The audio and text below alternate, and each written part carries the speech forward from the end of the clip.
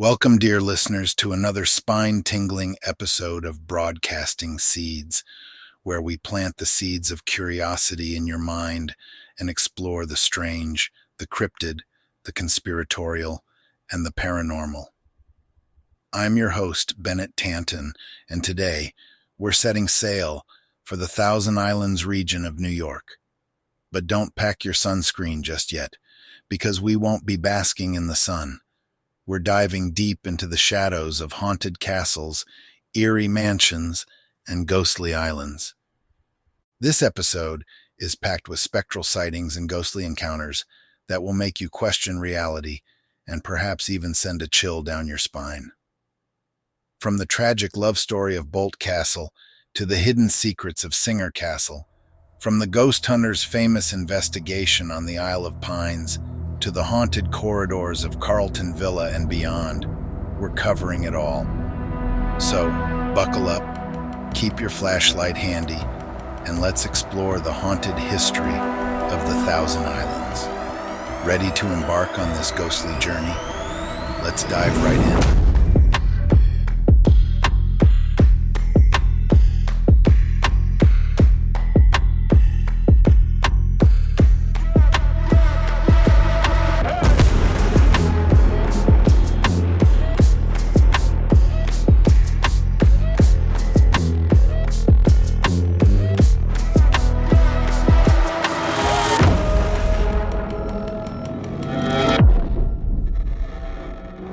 All right, folks, let's start our journey with the crown jewel of the Thousand Islands, Boldt Castle. Picture this. It's the early 1900s, and millionaire hotel magnate George C. Boldt is madly in love with his wife Louise. He decides to build a grand castle on Hart Island, a testament to his love, a fairy tale home that would put even the most opulent palaces to shame.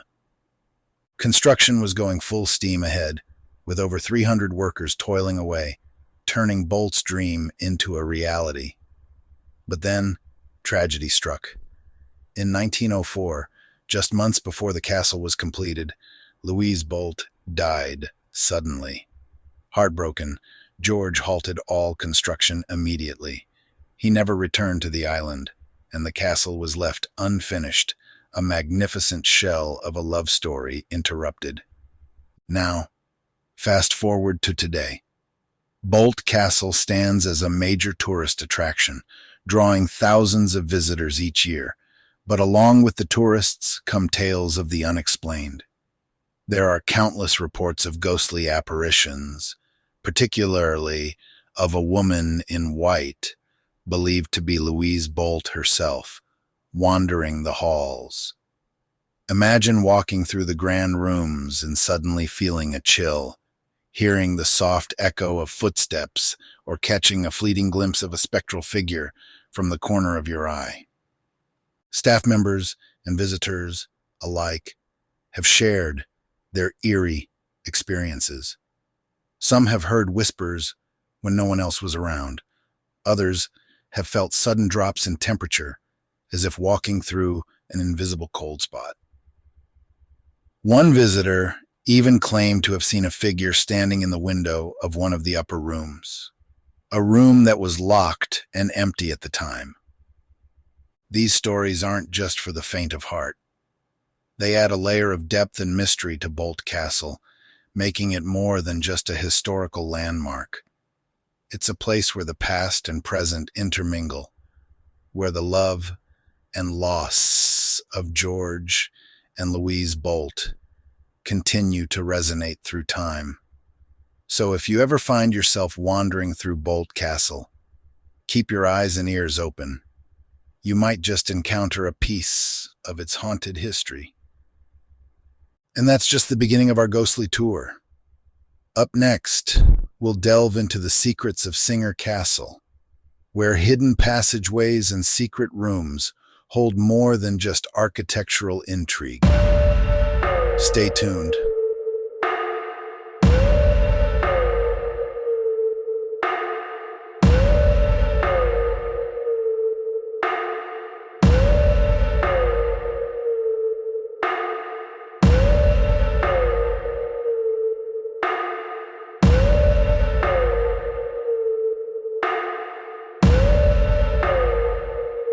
Now let's sail over to Dark Island, home of the mysterious and majestic Singer Castle. Built in the early 1900s by Frederick Gilbert Bourne, then president of the Singer Sewing Machine Company, this castle was intended as a hunting lodge and summer home. But unlike Boldt Castle, Singer Castle has an air of secrecy, thanks to its hidden passageways and secret rooms that seem straight out of a Gothic novel. Frederick Bourne designed the castle with intrigue in mind. Secret tunnels and hidden doors were built throughout, allegedly for the convenience of servants moving discreetly, but they add an undeniable layer of mystery. Visitors often report feeling a sense of being watched or hearing unexplained noises echoing through these hidden passages. One of the most talked about areas is the dungeon. Yes, you heard that right. Singer Castle has a dungeon. While it was never used for its intended purpose, the mere presence of such a room gives the castle a darker edge. Guests have reported hearing chains rattling and ghostly moans emanating from the depths of the dungeon, adding to the spine-tingling atmosphere. The Bourne family itself has a rich history interwoven with the castle. Frederick Bourne's daughter Marjorie is often said to be one of the spirits lingering in the halls. Visitors have described seeing a young woman in early 20th century attire, wandering the grounds and vanishing without a trace. Could it be Marjorie, forever tied to the castle of her youth? Moreover, the castle staff have their share of ghostly tales.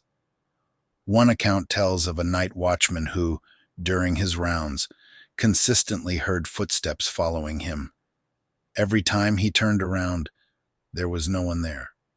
This happened so frequently that he eventually quit, convinced the castle was haunted. Another popular tale involves the library. The room is filled with ancient books and artifacts, creating an ambiance perfect for ghost stories. Many have claimed to see books flying off the shelves or feeling an inexplicable chill while reading alone. Some say they've even seen the ghost of Frederick Bourne himself, perhaps checking up on his beloved collection. But perhaps the most compelling evidence comes from modern paranormal investigators. Teams equipped with high-tech ghost hunting gear have captured strange electronic voice phenomena, EVP, cold spots, and even orbs of light moving through the rooms. These findings, while not conclusive, certainly add to the castle's eerie reputation. So, if you find yourself on Dark Island, take a tour of Singer Castle. Explore the opulent rooms, peek into the secret passages, and maybe, just maybe, you'll encounter one of its ghostly residents. Next, we'll uncover the Isle of Pines and its famous paranormal investigation, featuring the rock star Meatloaf. Stay with us.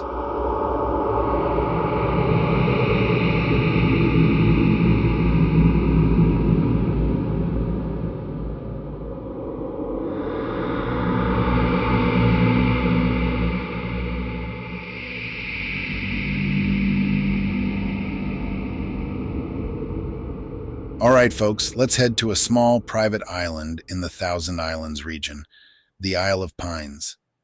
This spot gained national attention back in 2009 when it was featured on the popular TV show Ghost Hunters. And not just any episode, this one had a special guest investigator, none other than the rock star Meatloaf. Yes, you heard that right. Meatloaf joined the paranormal team to delve into the mysteries of this eerie island. The Isle of Pines, located in Fisher's Landing, is owned by the Parody family. They had long reported strange occurrences that defied explanation. Lights flickering on and off, objects moving by themselves, and disembodied voices were just some of the phenomena that prompted them to seek help from the TAPS, the Atlantic Paranormal Society team. When the ghost hunters arrived, they brought along their arsenal of high-tech equipment, EMF detectors, infrared cameras, digital voice recorders, the works. And with Meatloaf on board, the stakes were higher, adding a layer of celebrity intrigue to the already chilling investigation. During their exploration, the team captured several EVPs, electronic voice phenomena. These recordings picked up faint voices that were not heard at the time of recording. One particularly compelling EVP seemed to say, "Help me," which sent shivers down the spines of everyone involved. The team also noted significant temperature drops in certain areas of the house, which is often a hallmark of paranormal activity. Meatloaf himself had quite the experience. At one point, he felt a cold hand touch his shoulder, even though no one was near him. This happened in the basement, a hot spot for activity according to the Parody family. His reaction, a mix of excitement and genuine fear, added an unforgettable element to the episode. The investigation didn't stop with just personal experiences and EVPs. The team also captured video evidence of orbs, small, luminous spheres that some believe are a manifestation of spirit energy. While skeptics often dismiss orbs as dust particles or insects, the patterns of movement observed in the footage were compelling enough to give even the most cynical viewers pause. Post-investigation, the Parody family reported that the activity seemed to calm down for a while, almost as if the spirits had been appeased by the attention. However, they still occasionally experience unexplained phenomena, a reminder that the island holds secrets not easily uncovered.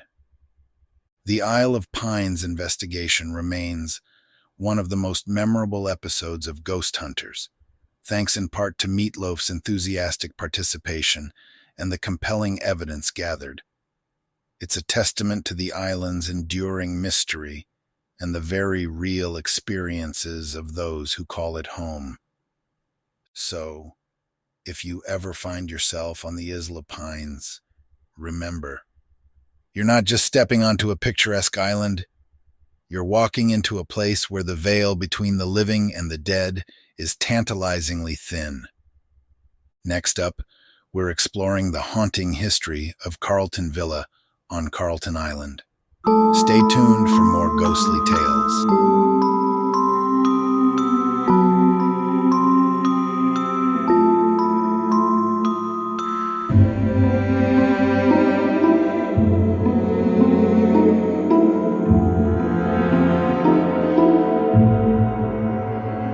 Next, let's journey to Carlton Island, home to the infamous Carlton Villa.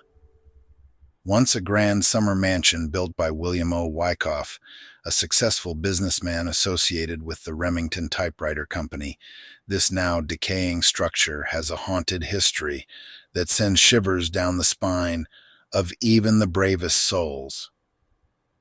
Carlton Villa was completed in 1895 and was intended to be a lavish summer retreat for Wyckoff and his family. Tragically, Wyckoff died just one day after moving in, which some believe set the stage for the haunting. The villa quickly fell into disrepair and has since become a ghostly relic of its former grandeur. Visitors to Carlton Villa have reported a variety of paranormal experiences. Many claim to have seen the ghostly figure of a man, believed to be Wyckoff himself, roaming the decaying halls. This apparition is often described as wearing period clothing and appearing with a somber expression, perhaps still mourning the loss of his dream home. One particularly eerie tale involves a group of urban explorers who ventured into the villa.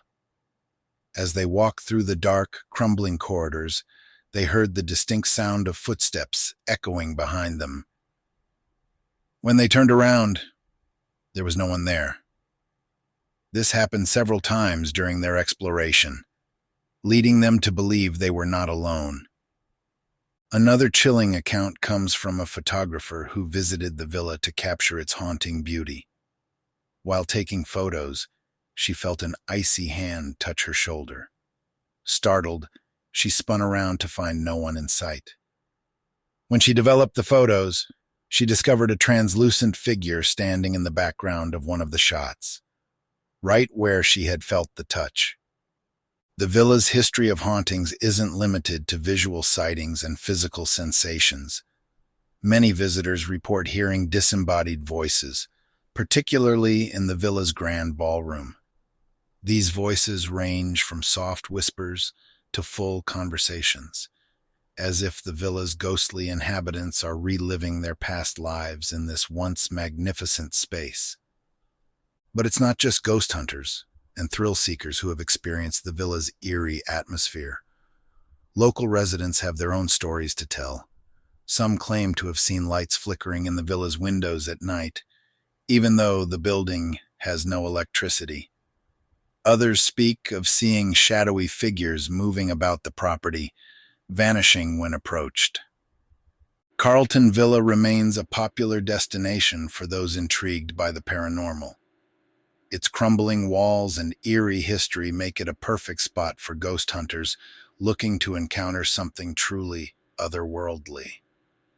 Whether you believe in ghosts or not, there's no denying the villa's ability to evoke a sense of mystery and unease. As we leave the haunted halls of Carlton Villa behind, our next stop takes us to the ghost tours of Wellesley Island and the Holland Library. Get ready for more ghostly tales and supernatural encounters. Stay tuned.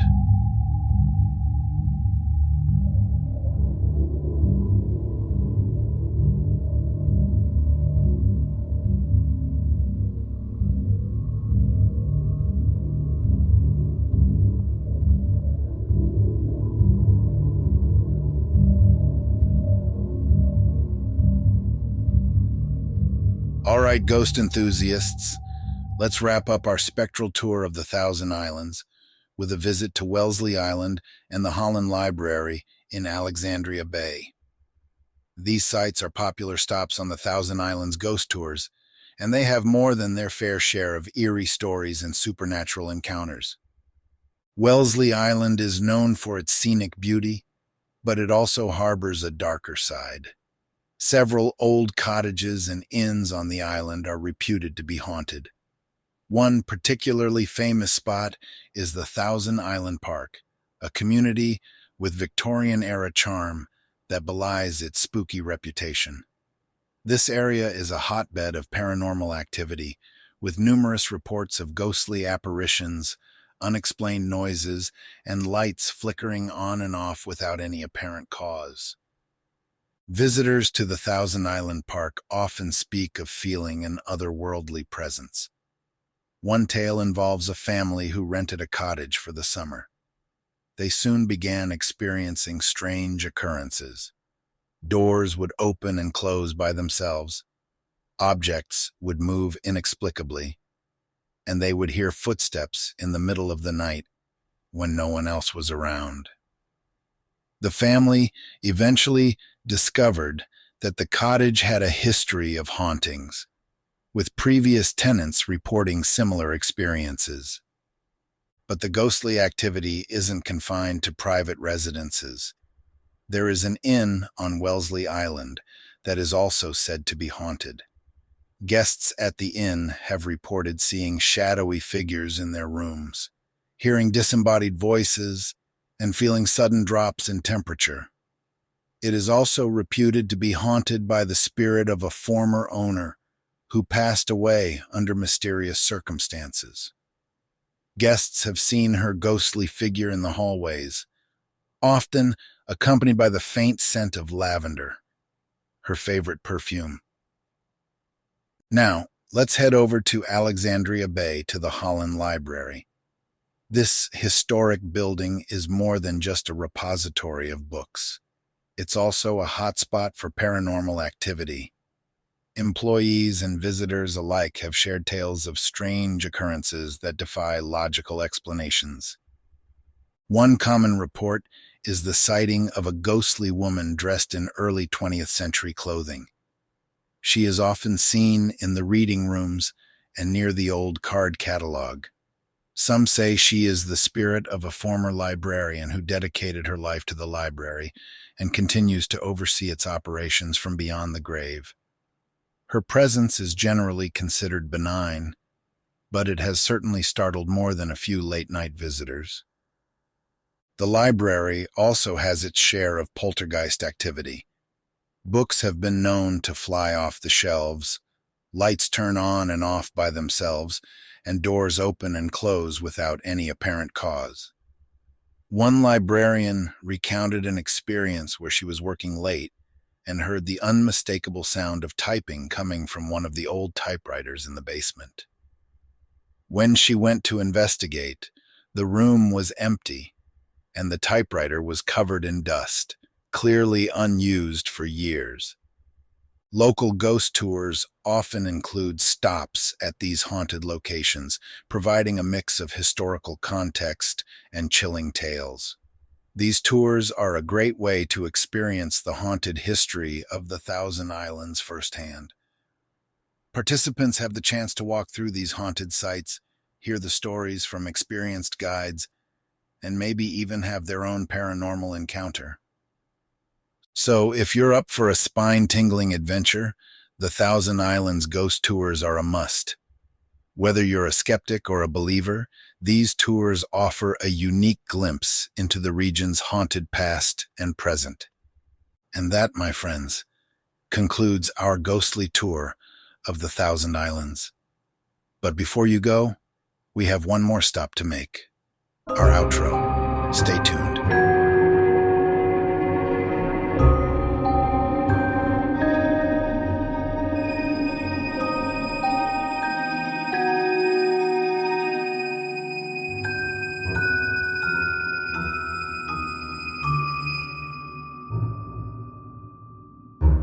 And there you have it, folks.